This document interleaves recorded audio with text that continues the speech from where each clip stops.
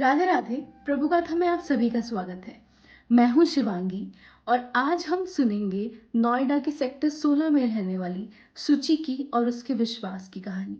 सुचि के घर में सुचि को मिलाकर 5 लोग रहते हैं। सुचि की मम्मी रेनू, पापा विशेष, सुचि का एक छोटा भाई जो कि 3 साल का है और सुचि की दादी। सुचि के घर में बरसाने की श्री राधा रानी की पूजा बहुत की जाती थी, या फिर मैं यूं कहूं तो सही रहेगा कि उनके घर की अधिष्ठात्री देवी श्री राधा रानी है। सुचि 5 साल की है और 5 साल का बच्चा ना इतना समझदार होता है कि उसके आसपास क्या हो रहा है वो अच्छे से समझ सके।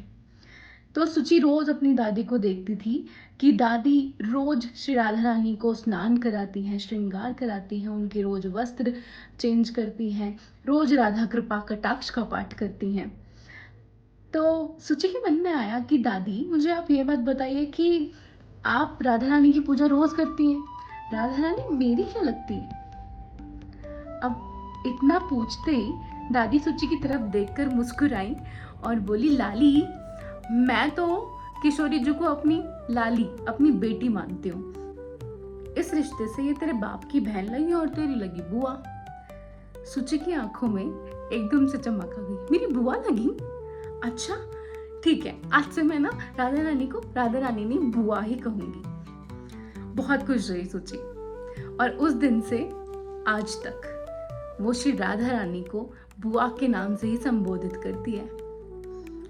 एक बारी क्या हुआ, घर में खूब अच्छा माहौल चल रहा था। सब सुचि और उसका भाई खेल रहे थे, दादी बैठ के टीवी देख रही थी, मम्मी किचन में काम कर रही थी, सब अच्छा था।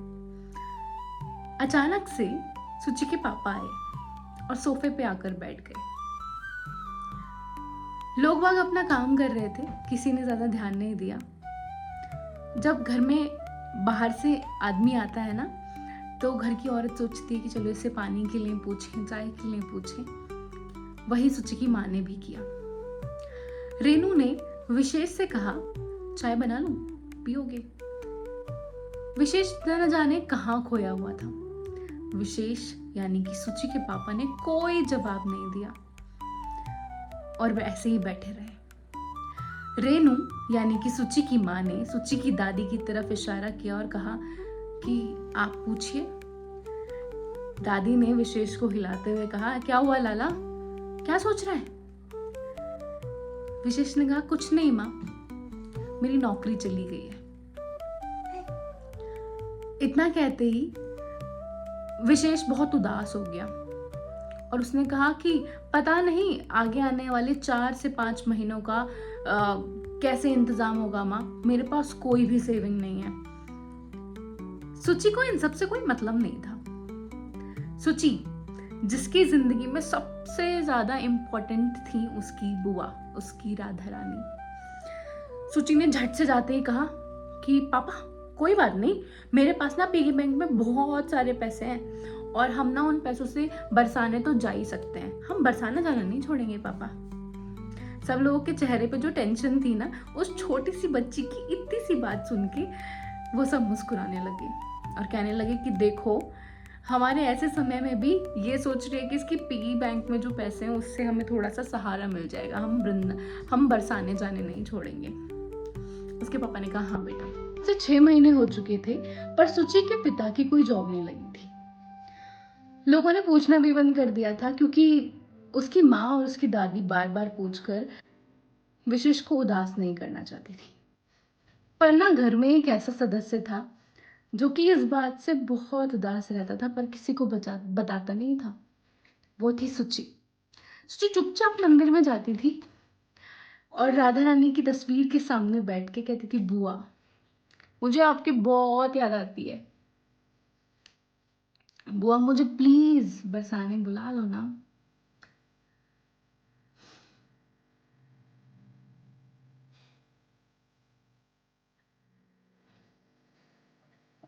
उस छोटी सी बच्ची को इतना पता था कि अगर वो अपनी बुआ से कुछ कहेगी तो किशोरी जी श्री राधा रानी उसकी वो बात जरूर मानेगी। बहरहाल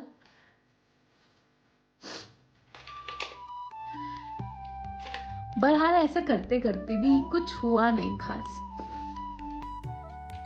और कुछ हो ही नहीं रहा था। वो हर दूसरे तीसरे दिन जाती, कहती बुआ मुझे आपकी बहुत याद आ रही है, बुआ मुझे आपकी बहुत याद आ रही है, पापा की नौकरी लगवा दो ना। पर कुछ हो ही नहीं रहा था। 5-6 महीने हो गए। यहाँ हम जैसे बड़े बड़े लोगों का विश्वास, आस डगमगाने लग जाती है इतने टाइम में कि हम इतने टाइम से मांग रहे हैं श्री जी, हम इतने टाइम से आपको बोल रहे हैं श्री जी, पर आप सुन ही नहीं रहे हो। पर वहां सुची थी, उसे अपनी बुआ पर पूरा विश्वास था। सुची का विश्वास नहीं डोला। सुची मन में ये सोची थी कोई बात नहीं बुआ, अभी आप सुन नहीं रही हो, अभी आप बिजी होगी, बाद में सुन लेना। पर पापा की नौकरी नहीं लगी और मुझे आपकी बहुत याद आती है, सच में। कोई बात नहीं। कुछ दिनों बाद सुची की माँ की दोस्त उनके घर आई और बोली सोच रहे हैं कि बरसाने और वृंदावन घूम कर आते हैं, तुम लोग भी चलो। कैब का जितना भी किराया होगा आधा आधा सब कर लेंगे, रहने खाना सब आधा आधा स्प्लिट कर लेंगे। सुची की माँ धीरे से बोली कि सॉरी यार, हम नहीं जा पाएंगे। इसके पापा की जॉब चली गई थी और 5-6 महीने हो चुके हैं। अभी कुछ यार हमारा फाइनेंशियल कंडीशंस अच्छी नहीं है, तो हम नहीं जा पाएंगे, तुम लोग होके आओ, प्रसाद लेके आना हमारे लिए। जैसे ही बरसाने का नाम सुना ना, ऐसे ही सुची जो कि ड्राइंग रूम में खेल रही थी, वो भाग कर गई अपने कमरे में और न जाने अपनी किताब में से एक पन्ना फाड़कर क्या लिखने लगी। उसकी दादी उसे देख रही थी, बोली लाली क्या कर रही है? उसने बोला कुछ नहीं अम्मा, बुआ को ना लेटर लिख रही हूँ, इतने दिन हो गए बुआ मेरी बात ही नहीं सुनती।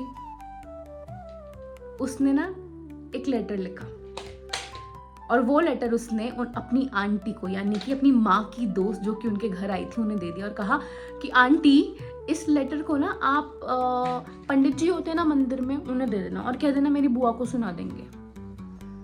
उन्होंने ऐसा ही किया। वो लेटर ले गई और उन्होंने गोसाई जी को जाकर दे दिया। गोसाई जी ने कहा ये क्या है?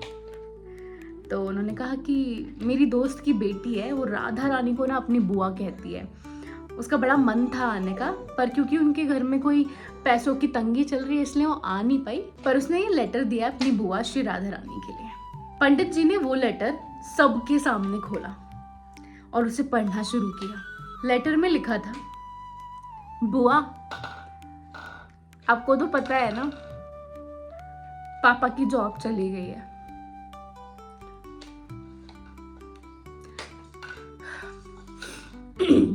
पर वो मुझे आपकी ना रोज याद आती है। इतने दिन हो गए मैं आपसे रोज कहती हूँ बुआ कि मुझे आपकी याद आती है, याद आती है, पर आप सुनती नहीं हो।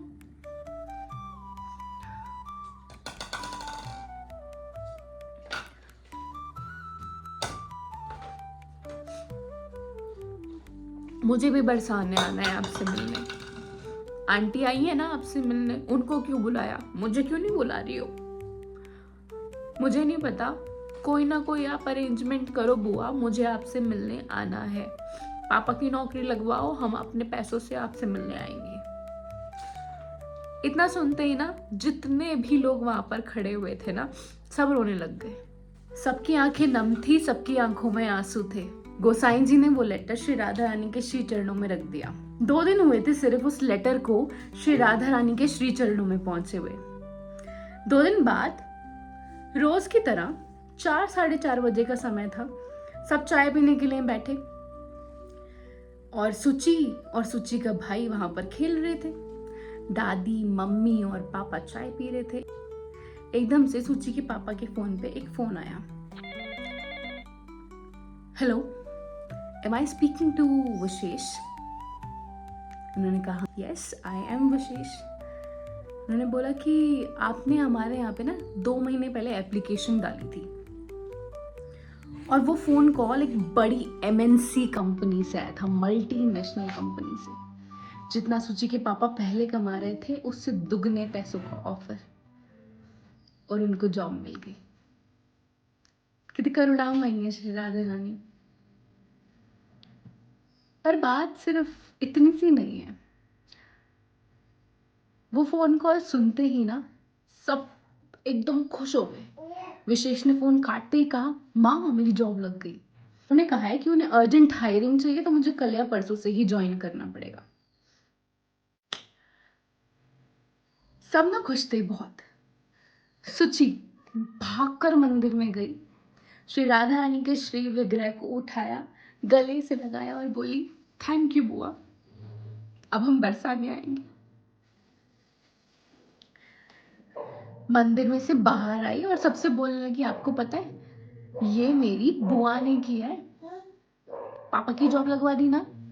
और ऐसे उस बच्ची के विश्वास से श्री राधा रानी ने उनके घर पे जो भी विपदा थी ना उसको हर लिया। उसके पापा की जॉब लग गई और वो फिर से बरसाने जाने लगे। आज भी मैं आपको बता दूं कि ये एक सत्य चमत्कार है श्री राधा रानी का, जो कि मुझे किसी ने भेजा था। और विश्वास चाहे उस छोटी सी 5 साल की बच्ची का हो या हमारा हो,